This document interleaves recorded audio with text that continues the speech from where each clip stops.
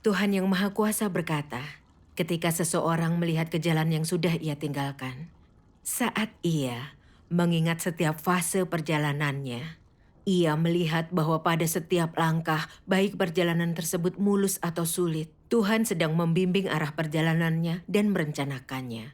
Dengan penataan cermat Tuhan oleh perencanaannya yang hati-hati, memimpin seseorang tanpa disadari sampai hari ini.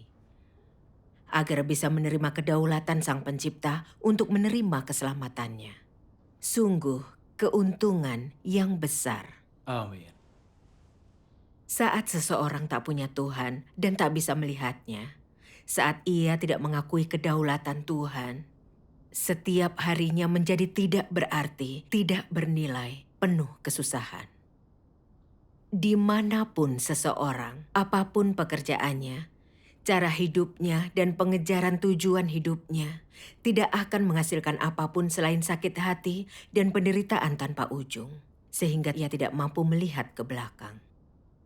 Hanya ketika seseorang menerima kedaulatan Sang Pencipta, tunduk kepada pengaturan dan penataannya, dan mencari kehidupan manusia yang sejati, barulah ia akan berangsur-angsur terbebas dari segala sakit hati dan penderitaan, menyingkirkan segala kekosongan dalam hidup. Amin. Amin. Firman Tuhan ini sungguh menyentuhku, karena persis menggambarkan hidupku sendiri. Aku ingin bagikan pengalamanku. Oh ya, silakan. Baiklah. Aku lahir di keluarga desa yang miskin. Dan orang-orang memandangku rendah selama hidupku. Keluargaku miskin, hingga terkadang aku tak tahu bisa makan atau tidak. Dan aku selalu memakai baju bekas kakakku. Bajunya kebesaran untukku. Semua teman sekelasku mengejekku dan tak mau berteman denganku. Masa kecilku sungguh menyakitkan. Sejak itu, aku bertekad. Jika aku besar nanti, aku harus menghasilkan banyak uang, memiliki hidup yang indah supaya aku tidak direndahkan. Karena keluargaku tidak punya uang, aku terpaksa berhenti sekolah sebelum lulus SMP dan bekerja di pabrik obat. Aku sering bekerja lembur hingga pukul 10 malam untuk dapat upah tambahan. Kemudian ku dengar kakakku bisa hasilkan uang sebulan gajiku dengan menjual sayuran selama 5 hari. Aku langsung mengundurkan diri dari pabrik obat untuk berjualan sayuran. Setelah menikah, aku dan suamiku membuka restoran. Aku kira akan lebih banyak uang saat menjalankan usaha restoran, supaya aku bisa hidup mewah dan bermartabat, membuat iri dan dikagumi orang. Namun kompetisi sangat kejam di bisnis itu. Dan kami hanya merekrut satu pelayan demi menghemat uang. Aku melakukan semuanya, mulai dari mengurus dapur sampai ruang makan. Terkadang aku terlalu lelah untuk sekadar berdiri. Beberapa pejabat pemerintah datang membeli tetapi tidak pernah membayar. Dan banyak denda serta pajak yang harus dibayar. Terkadang mereka mencari-cari alasan untuk mendenda kami dan membawa penghasilan harian kami. Ini membuatku geram. Tetapi di Tiongkok kau tidak boleh protes. Kau harus tetap diam. Meski kami sudah bekerja sangat keras, penghasilan kami tetap sedikit. Aku mulai khawatir. Setelah sekian lama menjalankan usaha, merenung kapan aku punya hidup indah dan banyak uang. Tahun 2008, temanku memberitahu, 1 hari bekerja di Jepang, penghasilanmu sama dengan bekerja 10 hari di Tiongkok. Aku bersemangat mendengarnya. Aku merasa akhirnya punya peluang bagus menghasilkan banyak uang. Untuk pergi ke Jepang perlu biaya besar, tetapi kupikir harga kesuksesan itu mahal.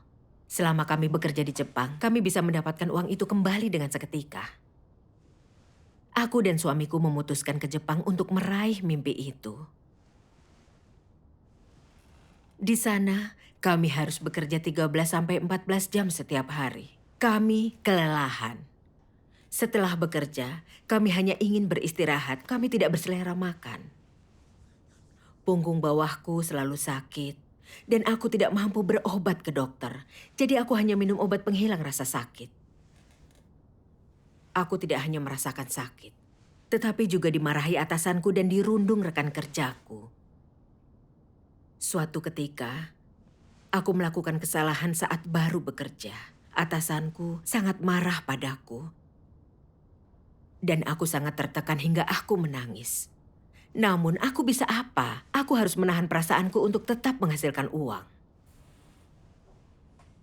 Berulang kali kukatakan pada diriku, saat ini sulit. Tetapi jika sudah punya uang, aku akan bisa melawan dan menatap mata orang. Aku harus bertahan. Maka dari itu, aku tetap bekerja seperti layaknya sebuah mesin penghasil uang. Di luar dugaan, tahun 2015, aku jatuh sakit karena terlalu lelah bekerja. Aku periksa ke rumah sakit dan dokter berkata, tulang punggungku bergeser dan menekan saraf. Dan jika aku tetap bekerja, aku akan jatuh sakit dan tak bisa mengurus diri. Hal itu mengejutkanku, sekaligus membuatku merasa lemas. Perjuanganku terasa berjalan baik, dan aku hampir meraih mimpiku. Namun aku berakhir sakit. Aku tidak terima. Dan aku berpikir, aku masih muda, jika berusaha aku bisa lewati ini. Kalau aku tak hasilkan cukup uang sekarang dan kembali ke Tiongkok dengan tangan kosong, akan memalukan bukan? Jadi, aku memaksakan diri dan tetap bekerja saat sakit. Ketika terasa sangat sakit, aku pakai koyo obat dan memaksakan diri. Aku bekerja seharian, malamnya terasa sakit hingga aku tak bisa tidur. Mengubah posisi tidur pun susah. Beberapa hari kemudian sakitku sangat parah hingga turun dari tempat tidur pun tidak bisa. Ketika berbaring di tempat tidur, aku merasa tak berdaya dan kesepian. Lalu berpikir, kenapa keadaanku begini padahal aku masih muda? Apakah aku akan menjadi lumpuh? Aku merasakan kesedihan yang tak bisa kuungkapkan. Dan berpikir, manusia hidup untuk apa? Apakah hanya mencari uang dan terpandang?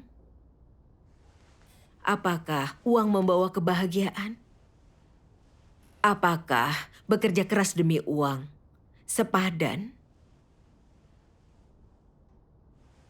Hampir 30 tahun bekerja membanting tulang. Aku bekerja di pabrik, menjual sayuran, usaha restoran, dan bekerja ke Jepang. Selama ini, aku sudah hasilkan uang, tetapi sangat banyak penderitaan. Benar sekali. Awalnya, aku kira setelah aku sadar cita-citaku dengan datang ke Jepang, aku akan cepat kaya dan hidup mewah. Namun, aku justru terbaring di tempat tidur. Dan mungkin bahkan berujung hidup memakai kursi roda. Saat itu, aku menyesal karena aku terbawa keinginan menghasilkan uang dan menjadi terpandang. Aku merasa rugi, menderita, dan sedih. Aku hanya menangis. Aku berteriak di dalam hatiku, surga, tolong aku. Kenapa hidupku sangat melelahkan, sangat susah. Dan ketika aku tak berdaya dan sakit, penyelamatan Tuhan pada akhir zaman datang padaku. Syukur kepada Tuhan. Suatu ketika, aku bertemu dua saudari yang percaya Tuhan. Dengan membaca firman Tuhan dan mendengar persekutuan kebenaran bersama mereka, aku mengerti bahwa semua hal diciptakan oleh Tuhan. Tuhan berkuasa atas seluruh semesta. Nasib semua orang berada di tangan Tuhan. Tuhan membimbing dan menuntun umat manusia selama ini, dan Dia selalu menjaga dan melindungi manusia. Namun aku bingung akan satu hal. Nasib kita dikendalikan oleh Tuhan. Dan Tuhan menuntun dan melindungi kita selama ini. Maka kita seharusnya merasa bahagia. Lalu mengapa kita masih menderita sakit dan menderita? Mengapa hidup begitu sulit? Dari mana semua rasa sakit ini datang? Aku menanyakan itu pada saudari itu. Dan saudari Kin membacakan firman Tuhan yang Maha Kuasa kepadaku. Apa sumber penderitaan seumur hidup mulai dari melahirkan, kematian, penyakit, dan usia tua yang manusia alami? Apa yang menyebabkan manusia mengalami hal-hal ini? Manusia tak alami hal-hal ini saat mereka pertama kali diciptakan, bukan? Jadi, dari manakah datangnya semua itu? Semua ini terwujud setelah manusia dicobai iblis dan daging mereka menjadi merosot. Rasa sakit daging manusia, penderitaannya, dan kehampaannya, serta urusan dunia manusia yang sangat menyedihkan, hanya datang begitu iblis telah merusak manusia. Setelah manusia dirusak oleh iblis, ia mulai menyiksa mereka. Akibatnya mereka menjadi semakin merosot. Penyakit mereka menjadi semakin parah, dan penderitaan mereka semakin lama menjadi semakin berat. Semakin banyak orang merasakan kekosongan dan tragedi dunia manusia, juga ketidakmampuan mereka untuk terus hidup di sana, dan mereka merasa semakin lama semakin kehilangan harapan untuk dunia. Jadi, penderitaan ini ditimpakan kepada manusia oleh iblis. Lalu dia membagikan persekutuan ini saat Tuhan menciptakan manusia. Mereka ditemani, dipelihara, dan dilindungi oleh Tuhan. Tak ada kelahiran, menua, sakit, dan kematian, dan tak ada rasa khawatir. Manusia hidup penuh pemeliharaan di Taman Eden, menikmati segala hal yang dianugerahkan oleh Tuhan. Mereka hidup bahagia dan sukacita di bawah tuntunan Tuhan. Namun, manusia diperdaya dan dirusak oleh iblis. Mereka percaya tipu dayanya dan mengkhianati Tuhan, sehingga kehilangan pemeliharaan dan perlindungan Tuhan. Kita telah hidup di bawah wilayah kekuasaan iblis sejak itu dan jatuh ke dalam kegelapan. Kita menjalani hidup dengan susah payah, takut, sakit, dan sedih. Beribu tahun lamanya, iblis terus-menerus menggunakan ajaran sesat seperti materialisme, ateisme, dan evolusi, dan ungkapan yang disebarkan oleh tokoh-tokoh terkenal untuk menyesatkan dan mencelakakan manusia. Seperti tak ada Tuhan di dunia ini, takdir seseorang berada di tangannya sendiri. Tiap orang memperjuangkan kepentingannya sendiri. Jika engkau lebih menonjol, engkau akan membawa kehormatan bagi nenek moyangmu. Dan manusia akan melakukan apapun untuk menjadi kaya. Uang membuat dunia berputar. Setelah menerima kesesatan iblis ini, manusia menyangkal keberadaan dan aturan Tuhan, menjauhi dan mengkhianati Tuhan. Mereka telah menjadi semakin congkak dan sombong. Lebih egois, licik, dan jahat. Manusia bermuslihat, bertengkar, dan membunuh. Hanya demi ketenaran, status, dan kekayaan. Suami dan istri, sesama teman saling menipu dan mengkhianati. Bahkan ayah dan anak, saling melawan dan sesama saudara saling serang. Kita sungguh telah kehilangan kemanusiaan yang wajar dan hidup layaknya hewan, bukan manusia. Benar. Kesesatan iblis telah mencelakakan banyak orang. Karena mereka merasa bisa mengendalikan atau mengubah nasibnya. Mereka menentang nasib mereka sendiri. Mereka berjuang seumur hidup. Dan mereka bukan saja gagal mengubah nasib, tetapi juga menghancurkan diri sendiri. Iya. Manusia telah disesatkan dan dirusak iblis. Kita bersusah payah setiap hari tersiksa lahir batin. Segala macam penyakit dan penderitaan sedang meningkat. Penderitaan ini membuat kita merasa hidup di dunia ini terlalu sulit dan melelahkan. Ini semua terjadi setelah iblis merusak manusia. Iblislah yang mencelakakan kita. Dan itu juga merupakan buah pahit karena manusia menyangkal Tuhan dan mengkhianatinya. Amin. Iya. Persekutuan Saudari Kin menunjukkan kepadaku bahwa penyakit manusia sebenarnya berasal dari iblis. Setelah iblis merusak manusia, kita kehilangan perlindungan Tuhan, maka timbullah segala macam penyakit dan derita. Saudari itu kemudian berkata, Tuhan tidak tega melihat manusia dipermainkan dan disiksa iblis. Dia berinkarnasi 2 kali untuk menebus dan menyelamatkan manusia. Pertama, dia berinkarnasi sebagai Tuhan Yesus, disalibkan sebagai korban penghapus dosa manusia, menebus kita dari dosa. Dengan percaya kepada Tuhan Yesus, dosa-dosa kita diampuni, tetapi natur berdosa kita tetap ada. Dan kita belum sepenuhnya bebas dari dosa. Itu benar. Tuhan sekali lagi berinkarnasi di antara manusia di akhir zaman untuk mengungkapkan kebenaran dan melakukan pekerjaan penghakiman dan penahiran. Sehingga kita sepenuhnya bisa selamat dari iblis, membuang dosa, dan ditahirkan. Hingga akhirnya kita dituntun ke dalam kerajaan Tuhan. Amin. Dengan membaca firman Tuhan, kita bisa memahami kebenaran dan memiliki kearifan. Kita akan paham bagaimana iblis merusak manusia dan memahami esensi jahatnya, kita akan bisa menolak iblis dan lepas dari pengaruhnya, sehingga dia tidak akan bisa mencelakakan kita lagi. Aku senang mendengar bahwa Tuhan secara pribadi datang menyelamatkan kita. Aku sungguh tidak ingin iblis terus-menerus mencelakakanku seperti itu. Tetapi aku tak begitu paham bagaimana iblis mencelakakan aku. Jadi aku bertanya kepada dua saudari itu. Aku sudah berusaha keras untuk lebih unggul, tapi itu membuatku menanggung derita tak tertahankan. Apakah iblis yang melakukan ini padaku? Saudari Zhang membaca beberapa firman Tuhan yang Maha Kuasa terkait pertanyaanku. Iblis menggunakan metode yang sangat halus semacam ini. Sebuah metode yang sangat selaras dengan gagasan manusia yang sama sekali tidak radikal. Yang melaluinya menyebabkan orang tanpa sadar menerima cara hidup iblis, aturan-aturan iblis untuk dijalani, dan untuk menetapkan tujuan hidup, serta arah mereka dalam kehidupan. Dengan itu mereka tanpa sadar memiliki ambisi dalam kehidupan mereka. Sebesar apapun tampaknya, ambisi kehidupan ini, semua itu terkait erat dengan ketenaran dan keuntungan.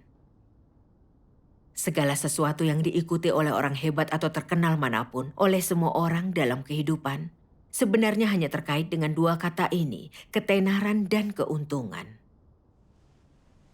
Orang mengira, dengan ketenaran dan keuntungan, orang memiliki modal untuk menikmati kemuliaan dan kekayaan, serta menikmati hidup. Bahwa dengan memiliki ketenaran dan keuntungan, orang memiliki modal untuk bersenang-senang dan menikmati kesenangan daging yang sembrono. Demi ketenaran dan keuntungan yang begitu didambakan umat manusia ini, orang-orang bersedia, meskipun tanpa sadar, menyerahkan tubuh, pikiran mereka, dan semua yang mereka miliki, masa depan dan nasib mereka kepada iblis. Mereka melakukannya bahkan tanpa sedikit pun keraguan, tanpa pernah tahu akan perlunya memulihkan semua yang telah mereka serahkan. Dapatkah orang memegang kendali atas diri mereka setelah berlindung kepada iblis dengan cara ini dan menjadi setia kepadanya? Tentu saja tidak. Mereka sama sekali dan sepenuhnya dikendalikan oleh iblis. Mereka telah sama sekali dan sepenuhnya tenggelam dalam rawa dan tidak mampu membebaskan dirinya. Begitu seseorang terperosok dalam ketenaran dan keuntungan, mereka tidak lagi mencari apa yang cerah, apa yang benar, atau hal-hal yang indah dan baik. Karena daya pikat ketenaran dan keuntungan terlalu besar. Semua itu bisa dikejar sepanjang hidup, atau bahkan untuk selamanya. Bukankah benar demikian? Itu benar. Iblis gunakan ketenaran dan keuntungan untuk mengendalikan pikiran manusia. Sampai satu-satunya yang orang pikirkan adalah ketenaran dan keuntungan. Demi ketenaran dan keuntungan, mereka berjuang, menderita kesukaran, dan menanggung penghinaan. Mereka mengorbankan segalanya dan dapat mengambil keputusan apapun demi ketenaran dan keuntungan. Dengan cara ini, iblis mengikat orang dengan belenggu yang tak kasat mata. Dan mereka tidak punya kekuatan ataupun keberanian untuk membuang belenggu tersebut. Mereka tanpa sadar menanggung belenggu ini dan berjalan maju dengan susah payah. Setelah membacakan firman Tuhan, dia bersekutu tentang bagaimana ketenaran dan keuntungan digunakan iblis untuk merusak manusia. Seketika itulah aku sadar betapa iblis penuh rasa benci. Iblis menggunakan pendidikan formal dan pengaruh sosial untuk mendoktrin kita menggunakan aturan hidupnya. Seperti harga kesuksesan itu mahal. Jika ingin terlihat bermartabat, kau harus menderita saat mereka tidak melihat. Dan uang membuat dunia berputar. Diperdaya oleh aturan hidup ini, orang merasa mereka tidak bisa hidup tanpa uang. Bahwa saat mereka kaya, orang lain akan kagum dan mereka memiliki martabat. Dan bahwa miskin berarti bermartabat rendah. Itulah sebabnya orang berjuang seumur hidup demi uang, ketenaran, dan keuntungan. Dan bahkan menghalalkan segala cara untuk mencapainya, tak peduli konsekuensinya. Orang menjadi semakin rusak, dan hidup mereka semakin menyakitkan. Inilah belenggu iblis atas kita, dan itu juga tipu daya iblis untuk merusak kita. Iya. benar. Karena berusaha keras untuk melampaui orang, menghasilkan banyak uang untuk menjadi terpandang. Aku menjadi mesin penghasil uang. Hasratku bertumbuh, aku tak pernah puas. Aku dipaksa berhenti hanya ketika jatuh sakit. Aku menjadi budak uang, ketenaran, dan keuntungan. Mengejar ketenaran dan keuntungan sungguh telah membuat hidupku sulit. Melihat tahun-tahun itu, aku mengalami banyak derita dan berakhir terluka. Semua penderitaan itu berasal dari luka dan perusakan oleh iblis. Tanpa wahyu dari firman Tuhan, aku tak akan tahu iblis memakai uang, ketenaran, dan keuntungan untuk merusak manusia. Terutama ketenaran dan keuntungan adalah belenggu iblis atas manusia. Saudari Kin dan aku sering datang ke persekutuan setelah itu. Seiring waktu, aku mulai melihat taktik yang dipakai iblis untuk merusak manusia. Amin. Aku juga akhirnya tahu apa yang terpenting. Membaca firman Tuhan, mencari kebenaran, dan mematuhi aturan Tuhan dan ketetapannya. Itu cara hidup yang paling berarti dan menyenangkan. Dan satu-satunya cara memuliakan Tuhan. Amin. Amin. Suatu hari aku tahu aku punya rekan yang datang ke Jepang bersama suaminya untuk bertekad mencari uang. Meski mereka sudah menghasilkan cukup banyak uang, suaminya jatuh sakit dan dia harus kembali ke Tiongkok untuk pengobatan. Dia berakhir didiagnosa menderita kanker stadium akhir. Hidup keluarga mereka dalam ketakutan dan kesedihan. Melalui penderitaan mereka, aku sadar kerapuhan kita dan berharganya hidup. Tanpa hidup, apa gunanya memiliki uang? Bisakah uang membeli hidup? Setelah itu, aku membaca firman Tuhan yang Maha Kuasa ini. Orang-orang menghabiskan hidup mereka mengejar uang dan ketenaran. Mereka terus mengharap pada kedua hal ini, menganggap hal-hal tersebut sebagai satu-satunya penyokong mereka. Seakan dengan memiliki hal-hal tersebut, mereka bisa terus hidup, bisa terhindar dari maut. Namun hanya ketika mereka sudah dekat dengan ajal, barulah mereka sadar betapa jauhnya hal-hal itu dari mereka. Betapa lemahnya mereka di hadapan maut, betapa rapuhnya mereka, betapa sendirian dan tidak berdayanya mereka, tanpa arah untuk berbalik. Mereka menyadari bahwa hidup tak bisa dibeli dengan uang atau ketenaran, bahwa tidak peduli seberapa kaya seseorang, tidak peduli seberapa tinggi kedudukannya, semua orang sama-sama miskin dan tidak berarti di hadapan maut. Mereka menyadari bahwa uang tidak bisa membeli kehidupan, bahwa ketenaran tidak bisa menghapus kematian, bahwa baik uang maupun ketenaran tidak dapat memperpanjang hidup mereka barang semenit atau sedetik pun. Firman Tuhan membantuku memahami bahwa jika kita tidak percaya Tuhan atau tahu kebenaran, kita tak bisa melihat rencana iblis. Dan kita tidak bisa melihat iblis menggunakan uang dan ketenaran untuk merusak manusia. Kita terhisap pusaran air yang tidak bisa kita lawan. Kita ditipu dan dicelakakan iblis bukan oleh diri sendiri, dan bahkan mengacaukan hidup kita sendiri. Itu sangat tragis. Berkat imanku dan membaca banyak firman Tuhan, akhirnya aku paham semua hal ini. Jika aku tidak beriman atau membaca firman Tuhan, aku tidak akan bisa lepas dari kerusakan oleh iblis. Aku hanya akan kesusahan dalam kegelapan dan rasa sakit tanpa ada jalan keluar. Ketika aku sakit, saudari dari gereja sering menjengukku dan membantu meredakan sakitku. Mereka juga mengurus rumah dan merawatku, layaknya keluarga mereka sendiri. Berada di negara asing, aku sangat tersentuh betapa perhatiannya saudari itu terhadapku. Aku merasa lebih bersyukur kepada Tuhan Yang Maha Kuasa. Puji Syukur Tuhan. kepada Tuhan. Dengan pemeliharaan dan perlindungan Tuhan, tanpa sadar aku telah menjadi lebih baik. Kemudian, aku membaca firman Tuhan Yang Maha Kuasa ini.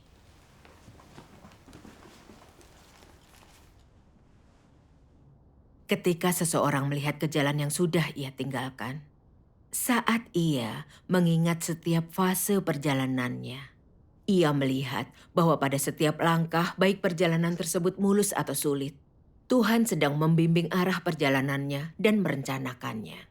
Dengan penataan cermat Tuhan, oleh perencanaannya yang hati-hati, memimpin seseorang tanpa disadari sampai hari ini. agar bisa menerima kedaulatan Sang Pencipta untuk menerima keselamatannya. Sungguh sebuah keuntungan yang besar. Amin. Apabila seseorang bersikap pasif terhadap nasib, ini membuktikan bahwa ia menolak semua yang telah diatur Tuhan baginya, bahwa ia tidak memiliki sikap yang tunduk. Apabila seseorang bersikap aktif terhadap kedaulatan Tuhan, ketika ia menoleh kembali perjalanannya, saat ia benar-benar telah menerima kedaulatan Tuhan, ia akan memiliki hasrat yang tulus untuk tunduk kepada semua yang telah diatur oleh Tuhan. Ia akan memiliki tekad dan kepercayaan diri lebih besar untuk membiarkan Tuhan mengatur nasibnya, berhenti memberontak terhadap Tuhan. Amin. Sebab seseorang melihat bahwa saat seseorang tidak memahami nasib, apabila seseorang tidak mengerti kedaulatan Tuhan, ketika seseorang meraba-raba ke depan secara sadar, sempoyongan dan terhuyung melalui kabut, perjalanannya menjadi terlalu sulit, terlalu menyakitkan hati. Jadi ketika orang-orang mengakui kedaulatan Tuhan terhadap nasib manusia, mereka yang bijak akan memilih untuk mengenalnya dan menerimanya. Berpisah dengan hari-hari pedih ketika mereka mencoba membangun kehidupan yang baik dengan tangan mereka, alih-alih melanjutkan pergumulan melawan nasib, dan mengejar yang mereka sebut tujuan hidup dengan cara mereka sendiri. Amin. Amin. Ketika seseorang tidak punya Tuhan, saat seseorang tidak bisa melihatnya, saat ia tidak mengakui kedaulatan Tuhan, setiap harinya menjadi tidak berarti, tidak bernilai, penuh kesusahan. Dimanapun seseorang, apapun pekerjaannya, cara hidupnya, dan pengejaran tujuan hidupnya tidak akan menghasilkan apapun selain sakit hati dan penderitaan tanpa ujung. Sehingga ia tidak mampu melihat ke belakang. Hanya ketika seseorang menerima kedaulatan Sang Pencipta, tunduk kepada pengaturan dan penataannya, dan mencari kehidupan manusia yang sejati, barulah ia akan berangsur-angsur terbebas dari segala sakit hati dan penderitaan, menyingkirkan segala kekosongan dalam hidup. Amin. Amin. Firman Tuhan sangat praktis. Tiap kalimat menyentuh lubuk hatiku yang paling dalam. Aku tahu dari firman Tuhan bahwa Tuhan adalah pencipta dan kita adalah makhluk ciptaannya. Hidup setiap orang ada di tangan Tuhan, di bawah kendali dan aturannya. Apapun yang kita miliki ada di bawah kendali Tuhan dan ditakdirkan oleh Tuhan. Mengejar ini itu bukan faktor penentu. Kita memperoleh anugerah sebesar yang Tuhan berikan. Jika Tuhan tidak menganugerahkan sesuatu pada kita, kerja keras kita akan Itu percuma. benar. Ini benar sekali. Seperti pepatah, manusia menanam benih tetapi Tuhan menentukan panennya. Dan manusia berencana, Tuhan menentukan. Kita harus berserah pada peraturan dan tuntunan Sang Pencipta atas hidup kita. Inilah rahasia mendapatkan kebahagiaan dalam hidup. Amin. Itu benar. Aku juga sadar bahwa uang dan jabatan hanya kepemilikan duniawi. Dengan menggantungkan hidup mengejar ketenaran dan keuntungan, kalian akan berakhir merasakan hampa dan derita. Itu benar. Kalian sepenuhnya dikuasai iblis. Kembali aku ingat bagaimana aku hidup oleh filosofi iblis seperti harga kesuksesan itu mahal. Dan aku mengejar uang dan ketenaran. Aku kira akan hidup senang dipandang orang dan membuat orang iri. Tetapi aku tak menduga hal yang kudapatkan adalah derita, kepahitan. Aku tak merasakan damai dan rasa bahagia. Iya. Kini setelah membaca firman Tuhan, aku tahu keinginan Tuhan. Aku tak ingin lagi melawan nasibku. Dan aku sungguh tak ingin mengejar ketenaran dan keuntungan. Itu bukan lagi hidup yang kuinginkan. Syukur Puji kepada Tuhan. Akhirnya aku memilih jalan hidup yang berbeda. Dan yang kuinginkan hanya menyerahkan sisa hidupku di tangan Tuhan dan diatur oleh Tuhan. Berusaha patuh kepada Tuhan dan melakukan tugasku. Amin. Amin. Tuhan. Demi memiliki waktu lebih banyak untuk imanku dan menghadiri persekutuan, aku tinggalkan pekerjaan lamaku. Dan dapat pekerjaan baru yang lebih mudah. Aku sering membaca firman Tuhan. Ketika sedang tidak bekerja, makin banyak kubaca, hatiku semakin terang. Aku juga mempelajari sumber dosa manusia. Aku tahu bagaimana Tuhan menyelamatkan manusia langkah demi langkah. Apa tujuan hidup manusia seharusnya, dan bagaimana untuk memiliki hidup yang berarti. Aku sering bersama-sama dengan saudara-saudari membagikan pengalaman kami dan belajar menyanyikan lagu pujian firman Tuhan. Hidupku sangat bahagia sekarang. Puji Tuhan.